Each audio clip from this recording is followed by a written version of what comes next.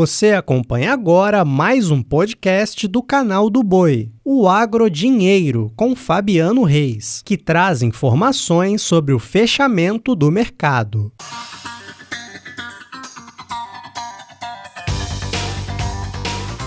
Olá, amigos do podcast Agrodinheiro. Começo a edição desta terça-feira, dia 16 de junho.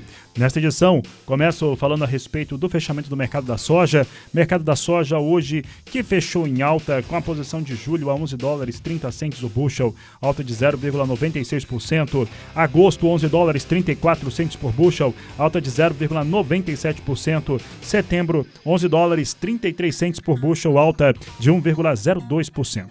Um dos destaques que a gente traz é o momento, já que temos um provável acordo mais interessante, mais firme entre Estados Unidos e Irã, que teve essa abertura do Estreito de Hormuz, que mexeu muito com o preço do petróleo, que recuou bastante. O petróleo chegou a ser negociado abaixo de $80 o barril e que não mexeu com o dólar.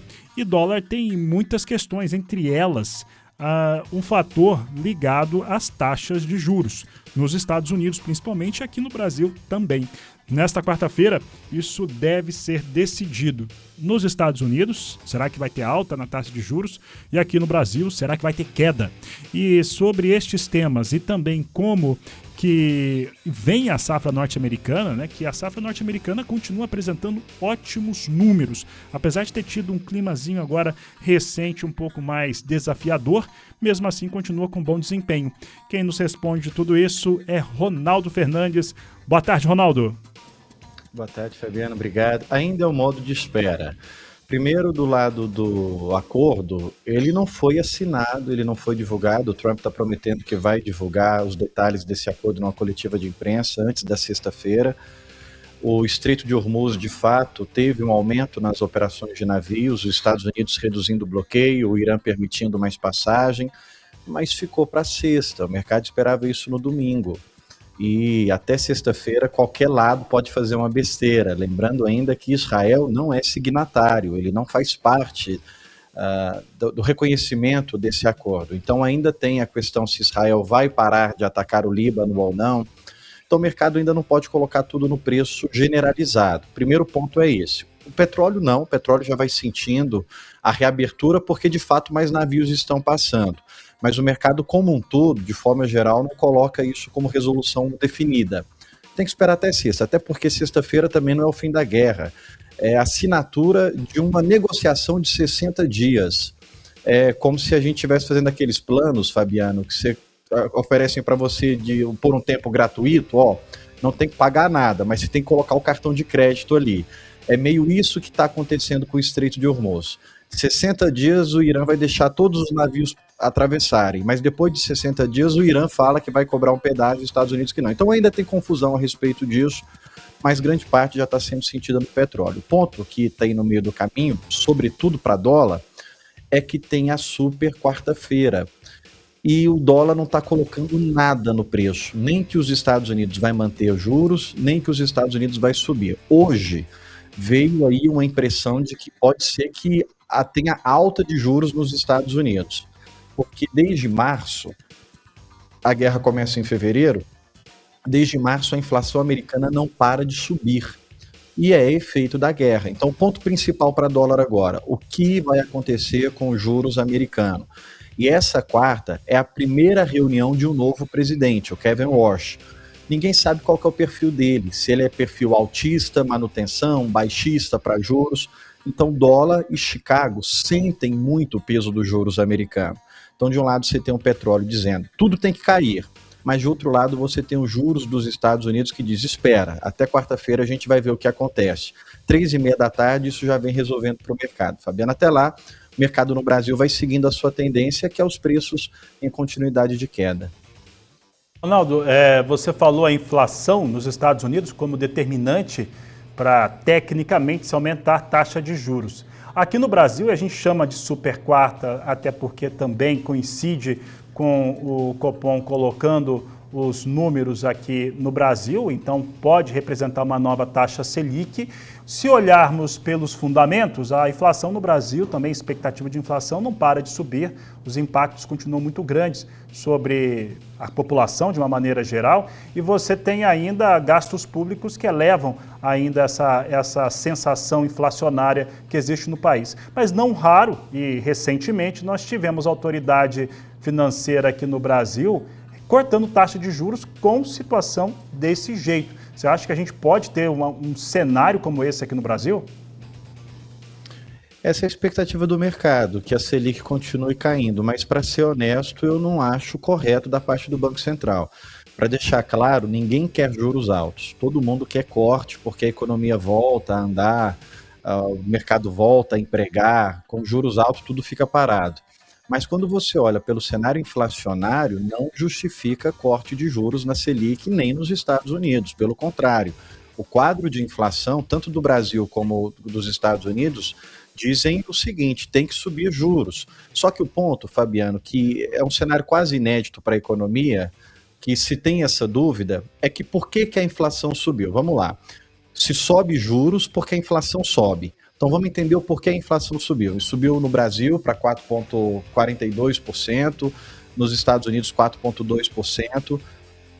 Em todo mundo, na China também subiu a inflação, porque o petróleo em maio trabalhou em vários momentos acima de $100 o barril.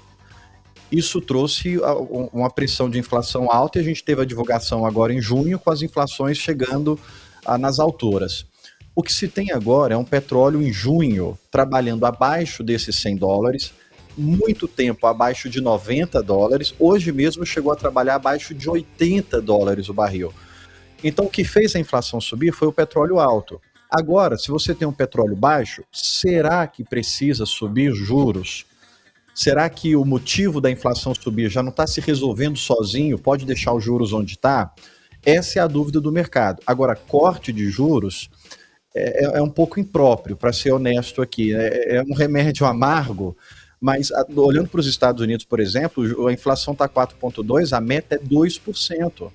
Se eles cortam juros, é suficiente para levar essa inflação para a meta? Aqui no Brasil, a meta é 3%. Cortar juros vai ser suficiente, os juros que for anunciado novo, para levar a inflação para a meta?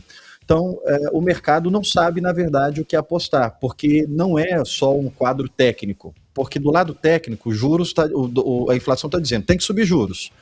Mas do lado da geopolítica, o motivo que fez a inflação subir parece que está se resolvendo. Então, essa super quarta pode ser chamada também de super dúvida, porque é um cenário quase inédito para o mercado. E o câmbio vai nisso. O ponto mais importante para dólar é saber o que acontece com a taxa de juros dos Estados Unidos. Se a taxa de juros lá tiver um sinal de alta, dólar volta para os 5,15 tranquilamente.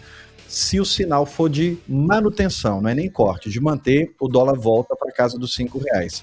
Até lá é esperar, Fabiano, e isso também vai impactar para Chicago, não só para dólar. Ronaldo, e neste cenário nós temos um produtor que muitos deles precisam de recursos, precisam ter acesso a financiamento. O plano agrícola deve ser lançado logo na primeira semana, no dia 1º de julho, né, ainda sem nenhuma definição sobre taxas, sobre tarifas, né, as condições que vão ser colocadas, ao mesmo tempo que ele negocia essa soja. Olhando para esse cenário que esse produtor tem, que é desafiador, sobre a negociar a sua safra, acessar ou não o crédito, como acessar esse crédito e o custo dele, o que a economia brasileira sinaliza para a produção de soja do Brasil? Bom, olhando para a safra futura, a gente já teve um arrefecimento nos custos. Acho que o pior cenário já passou, Fabiano. O pior cenário, na verdade, poderia ser uma aproximação de resolução dessa guerra e ela depois voltar a escalar, porque é possível.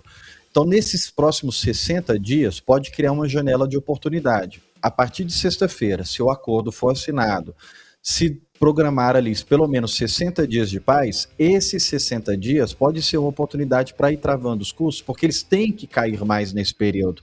O motivo que fez subir sai do jogo.